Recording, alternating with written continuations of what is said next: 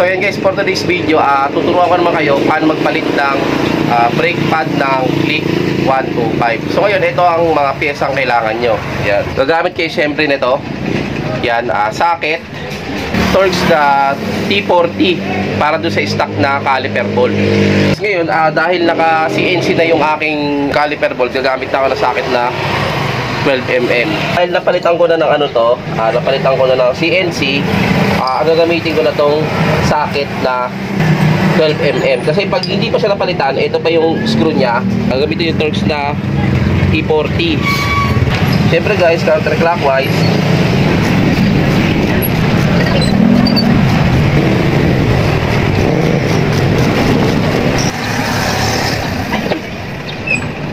Yan, pag nakuha nyo na yung bolt, ito, yan, matatanggal nyo na to. Yan. Matatanggal nyo na itong pinaka-caliper niya. Ang sunod yung gagawin guys, ito, palagay niya. Kung nakikita nyo to, yan, luluwagan nyo siya, tatanggalin nyo itong pin na to para matanggal yung brake pad. So, kaya gagawin natin dito, gagamit tayo na 8 na 3 range o kaya open. Yan guys, pag hindi kinaya ng ito, open, gumamit kayo ng socket para persado. Matigas kasi siya. Ayan.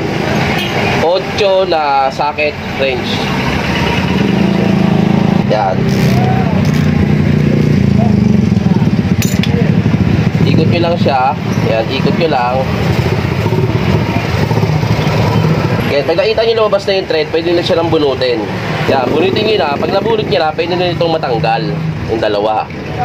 Ayan. So yun, kung magpalagay naman kayo ng brake pad guys, yan.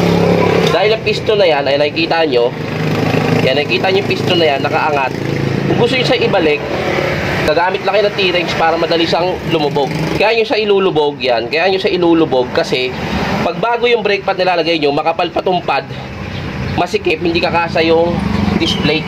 So kailangan nyo ibaon tong piston na to. So ganito lang siya kadali guys, oh.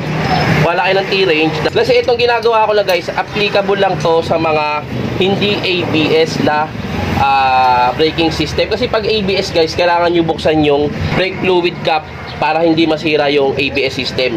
Pero itong hindi naman ABS to, pwede na siyang gantuhin. Yan. Ganito lang gagawin nyo, pasok nyo. Tapos pigain nyo lang to, ayun, oh. Tusin nyo, bumao na siya. Yan. Ngayon, kung maglalagay kayo ng brake pad, ito, para yan dito. Itong uwang na to, para yung nakakalang dito, ayun yung sa loob. Ayun yung sa loob. So, ngayon, ganyan lagay nyo. Yan. Pasok nyo, lagay. Yan. Para dito sa umalog, press nyo lang to, press nyo. Yan. Pasok nyo na yung pin. Tulak nyo lang. Wala pa naman kasing thread yan eh. Yan. Yan. Tulak nyo. Then, yung susunod naman, ganun din. Ito, side na to, para umipit sa pad, ito. Kung nakatukod na to, para yan dito. So yan, ganun mo lang. Pasok mo lang. Then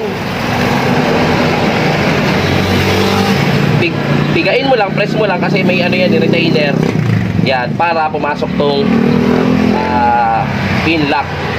Yan, para pinaka yan. Tapos ngayon, syempre naipasok mo na, ikot mo lang din ulit to. Ikot mo lang, yan. Pag matigas na, gamit ka ng socket. Yan. And syempre, lock nyo. Huwag naman sobrang higpit. May tamang torque dito eh. Yan. So ngayon, ganoon lang siya kadali guys, magpalit ng brake pad ng Click. So ngayon, ibabalik na natin sa may pinaka tinidor niya. Ngayon lang din ang pesto niyan guys. Yan. Salpak nyo lang din ulit. Salpak nyo lang. Tapos, syempre, babalik nyo yung tornilyo nito dun sa may ito.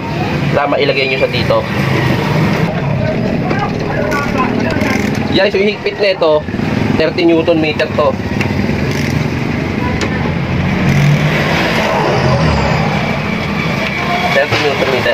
Ganoon lang kasimple magpalit ng brake pad ng Honda Click 125. So okay.